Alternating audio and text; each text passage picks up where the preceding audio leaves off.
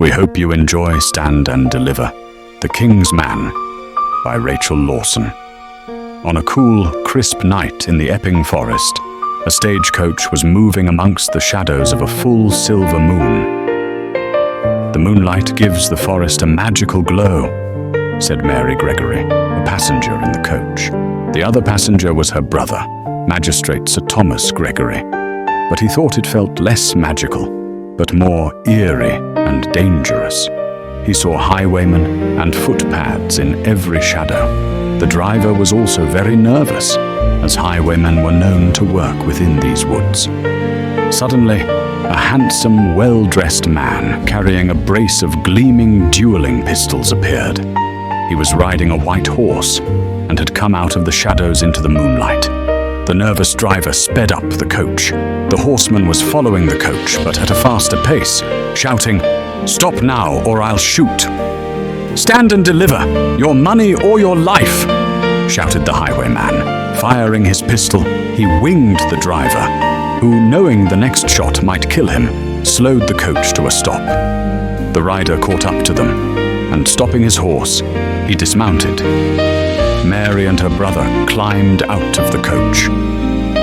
"Ah, good evening, my lady and Sir Thomas Gregory." "It is a lovely evening, is it not?" said the highwayman as he kissed Mary's hand. "Oh, yes, it is," responded Mary, enchanted by the moonlight and his gallantry. "No, it is not. I would rather have missed this meeting, Faulkner," said the magistrate, recognizing him from wanted posters. "Faulkner? Not Gentleman John Faulkner?" asked Mary. "Guilty," said the highwayman, smiling behind his mask. "Your goods, please, Sir Thomas," demanded Faulkner, pointing a gun at the magistrate. Mary offered up her jewelry. "Oh no, keep your things, my lady," said Faulkner, giving her jewelry back. Her brother reluctantly handed him his purse of money. The highwayman next turned to the driver, whose arm was bleeding badly, and holding out his hand for more booty, John said, "Now you, sir, you should get that arm looked at. It looks quite bad." The driver handed over his valuables. The highwayman sent them on their way with Sir Thomas driving, and the driver inside the coach being tended to by his sister Mary. 2 nights later, with the weather warmer, a new highwayman was on the road for the first time. It seemed to be a youth in a black outfit, who was enjoying the thrill of riding through the night. It was the first outing of this new highwayman. This highwayman nearly held up a coach, but he was beaten to it by another highwayman. He saw this from a hill where he was waiting for the coach to arrive. So he turned his horse and headed dejectedly home.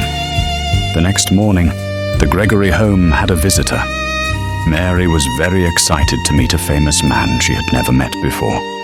He was an actor who is famous for playing the part of the Black Highwayman on stage. He was a tall, handsome man, and from the moment Mary saw him, she knew she could easily love him. This man's name was Sir Justin Beaufort. "Hello, my lady," said the actor. "I hear that you met a real highwayman. The other day I wish I had been with you. They are so thrilling and romantic." "Yes, they are," agreed Mary. "No, they are dangerous mercenaries. The driver of the coach died from the wound he got from the highwayman, or did you forget that?" asked Sir Thomas. Sir Justin looked chastened and nervous. "Did he have a family?" asked Sir Justin. "More than likely, and they'll hang Faulkner now he's killed someone," said Sir Thomas. "He won't hang." "It was an accident," said Mary. "He shot the man he should have realized there was a chance the man would die," said Sir Thomas. "If they get him, they will hang him, I'm sure of that," said Sir Justin sadly. Later, Mary was riding in a coach with Sir Justin, and she heard, "Stand and deliver your money or your life," the voice yelled. When the coach stopped, she leapt out of the coach to see the driver being murdered with a single shot to the heart, for no other reason than that he didn't stop quickly enough. She was now nervous. This was the feared killer highwayman, Terence the Terror of Essex.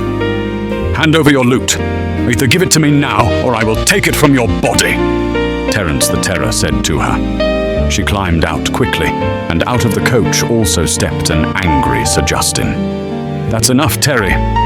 Give it all back," said Sir Justin. This startled the Terror, who was confused. Sir Justin walked over, disarmed him, and pointed the Terror's own gun at him. "I said give it back, Terry," said Sir Justin.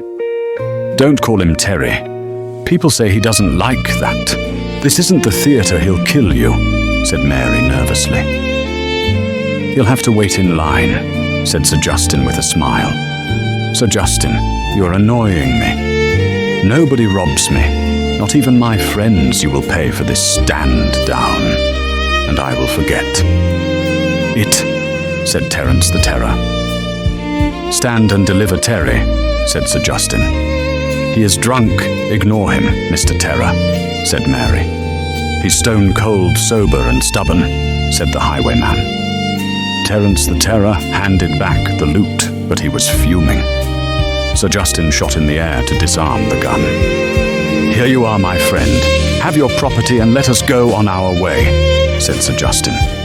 "You are not my friend," said Terence the Terror, stomping over to his horse.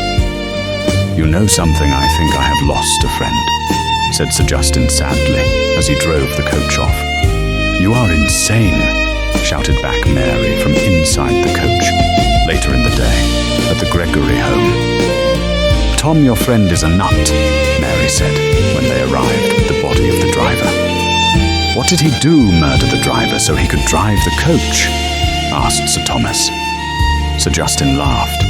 "No, that was Terence the Terror," said Sir Justin. "Or did he kill the driver so you could drive it?" said Sir Thomas. "Are you insane?" asked Sir Justin. "No," said Sir Thomas. "Terence the Terror held us up. He shot the driver. Then I held up the Terror," said Sir Justin. "You did what?" asked Sir Thomas.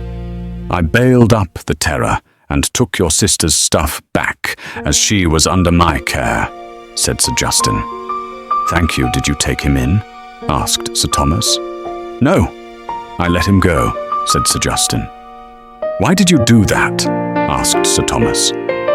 "Someone had to drive the coach, and I could not be sure of Mary's safety if I kept him," replied Sir Justin. "You know that he'll now try to kill you," said Sir Thomas. "If he does, he does. I could never live with myself if he robbed someone under my care," replied Sir Justin. That night the youthful highwayman rode again. This time he stopped a coach and started to rob people when 3 highwaymen arrived on the scene. "New to this are you, lad," said one of them. The youth panicked and fell off the horse, banging his head hard, and was knocked out by the fall. "Terry, I think you killed him," said one of the others. He was the black-clad highwayman, named the Ghost for his sudden appearances and disappearances. "Ghost, the boys knocked out, not dead," said Gentleman John, who was riding with them. "Terry just scared him," said John. "We can't leave him here. What will we do?" said the highwayman, the Ghost, a Robin Hood-type highwayman. They completed the robbery. John picked the body up and hung it over his horse. The Ghost took the horse of the young highwayman, and they rode off to Gentleman John's house. "I'll look after him till he comes round," offered John. The odd band of highwaymen sat drinking and chatting for a few hours, and then the Terror and the Ghost left.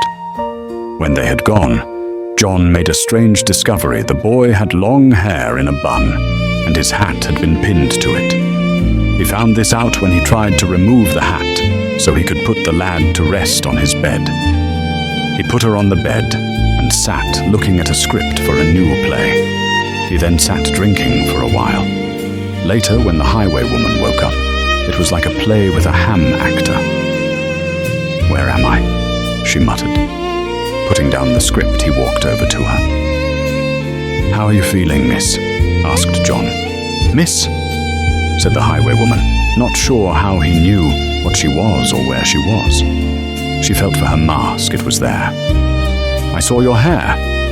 If we knew you were a woman, my friends would have stayed," said John. "Why?" she asked. For your honor, said John.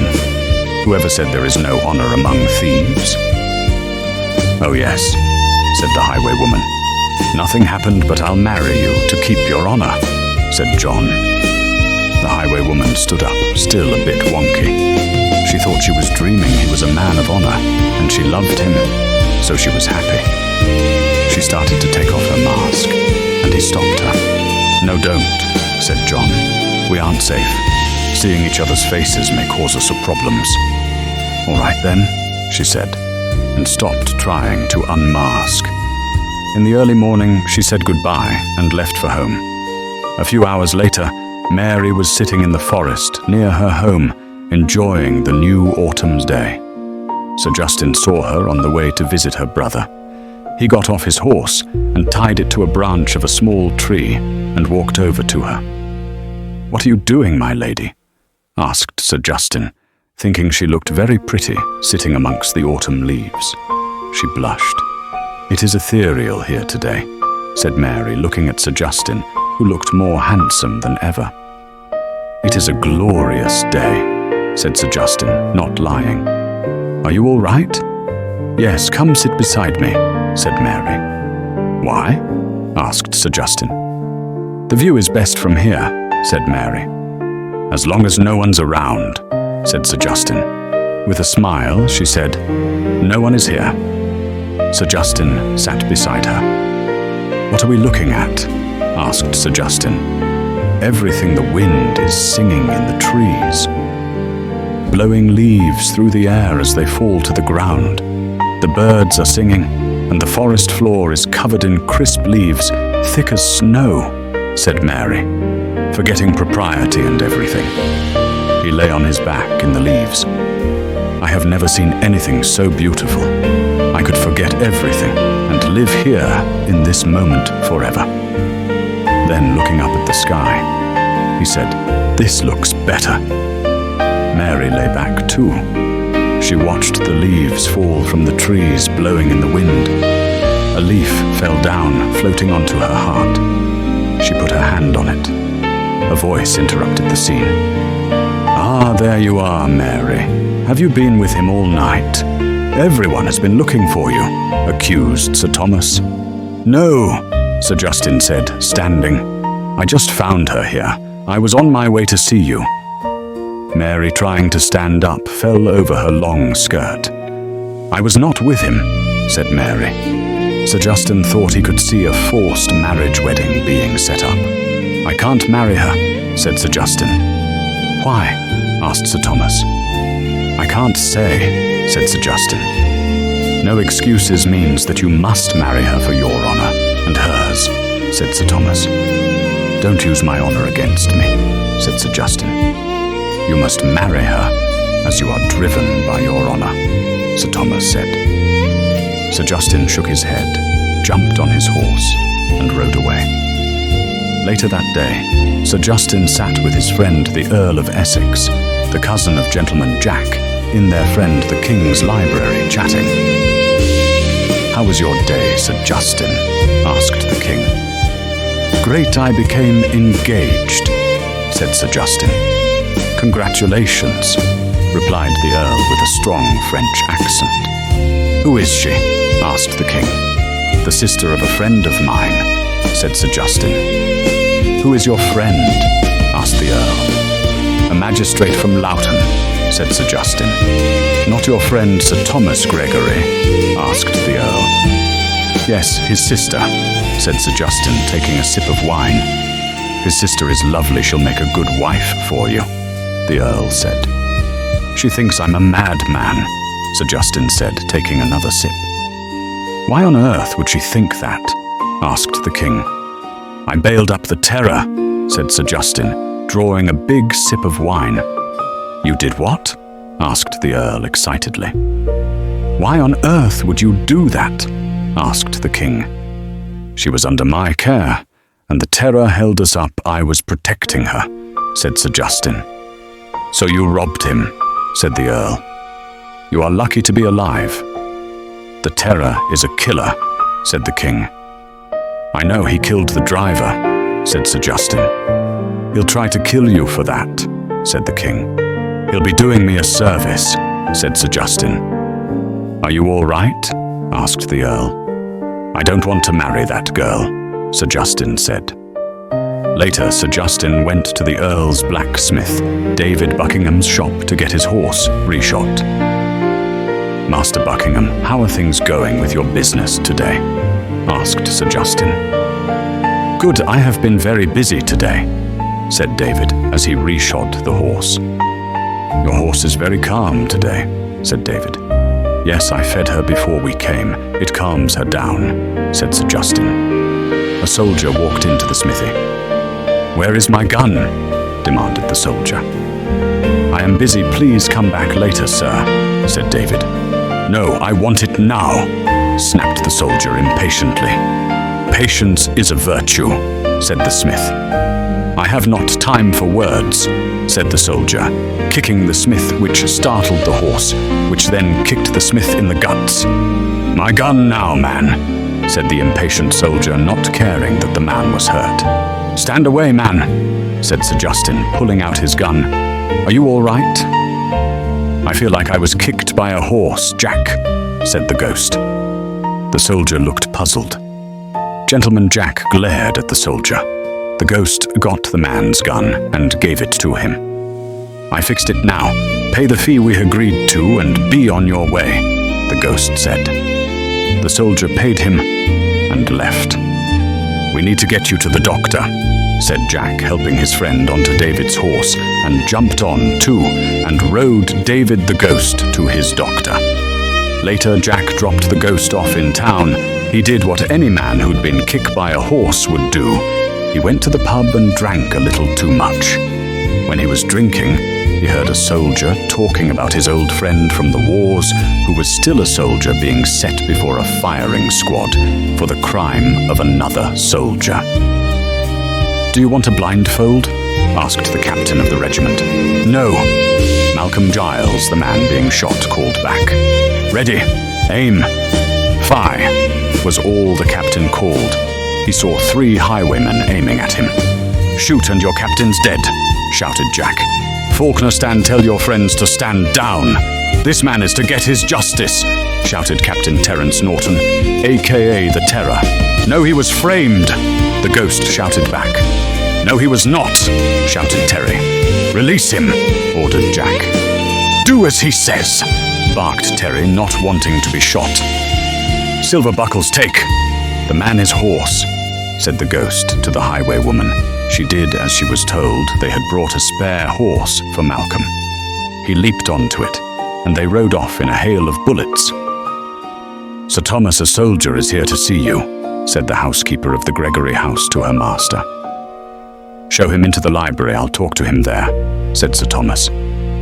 A little time later in the Gregory library, the soldier was shown in. It was Captain Terence Norton. "What is your name, Captain?" asked Sir Thomas. "I would rather not say. I am here to help you catch a highwayman," Terry said. "Why?" asked Sir Thomas. "I would rather not say," Terry said. "I hear you want to catch the highwayman, John Faulkner," said Terry. "Yes," said Sir Thomas. Over the following weeks, the highwayman and highwaywoman became inseparable and took to the road most nights. They planned to run away and marry after one last job, but it all went wrong. There was an unexpected ambush. They were on their horses, and when they demanded the passengers disembark the coach, they didn't notice the gun pointing from the coach until it was too late. But when they did, they rode away. It was Sir Thomas who shot one of them. John could have escaped, but he jumped off his running horse, which continued on its way. He ran back to his fiancée, the highwaywoman. "You shot her," said John accusingly, kneeling down, cradling her and looking into her face. "Why didn't you escape?" asked the dying highwaywoman. "I don't want to live without you," said John. "I have the 2 of them. I shall unmask them," said Sir Thomas. Unmasking John, his eyes widened and looked horrified. "Hi," said Sir Justin, "but you are engaged to my sister." "Who is this harlot?" asked Sir Thomas, ripping off her mask, looking devastated. Mary, no!" cried Sir Thomas. "Mary, my other fiancée," said John. "My love," said Mary, and died. John kissed her for the first and last time. "The Earl of Essex and someone called Captain Norton from Loughton are here to see John Faulkner," said the guard to the prison administrator. "Essex, he's his cousin. Okay, let him go in," said the administrator. They were taken to Jack's cell and left alone to talk to him. "Jack, I'm sorry about what happened. I didn't want anyone to die," said Terry. "We're here to break you out," said the Earl. "You can't. You'd be revealing yourselves as the Terror and the Ghost, Drew," said Jack. "We don't care anymore," said Terry. "We only want to see you free," said the Earl, who was the ghost. "I don't want to live without Mary," said Jack. "Thanks, but I just want to be with Mary in the hereafter." "Goodbye, Jack, we will miss you," said the ghost. "I'll miss you holding me up," joked the Terror. "Goodbye," he said. "She was worth holding up a friend over, and I hope you and she will find happiness in your next life." "I'll see your body is buried near your Mary," said the Earl, hugging his cousin one last time. "Thank you," said Jack. "Goodbye until we meet again in the hereafter." With that, the ghost and the Terror left Jack to his fate in his cell. A few weeks later, John joined her in death. As John was standing on the gallows at Tyburn, Sir Thomas watched the noose go around John's neck. Sir Thomas was sad. He knew he'd miss John and Sir Justin. The executioner reached for and pulled the lever for the trapdoor. Then the magistrate closed his eyes. He saw Mary and John lying in the leaves in the forest, and he heard John saying, "I have never seen anything so beautiful. I could forget everything and live in this moment forever."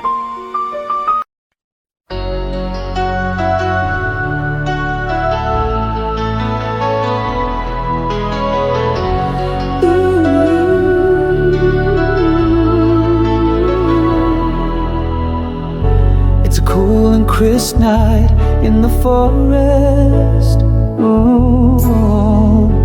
I ride amongst the shadows of a full silver moon, which gives the forest a magical glow in the dimly glowing light of the moon.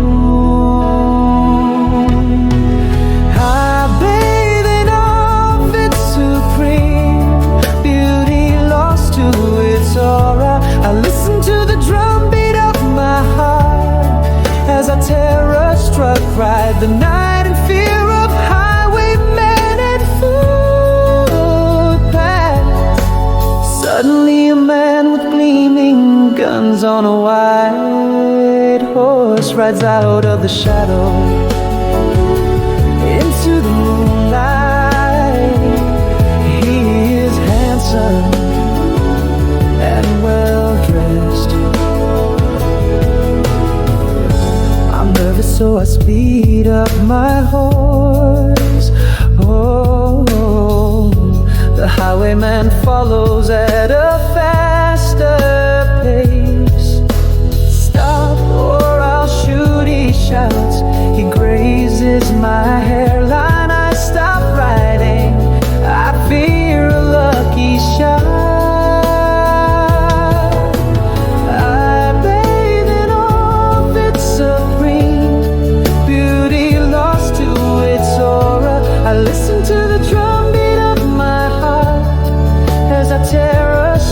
Ride the night in fear of highwaymen and footpaths.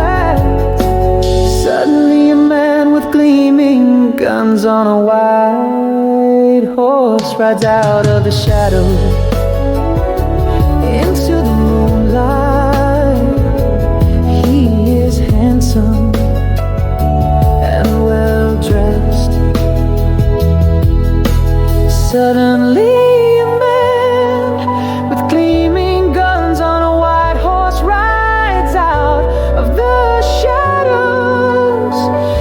to the moonlight, he is handsome and well-dressed.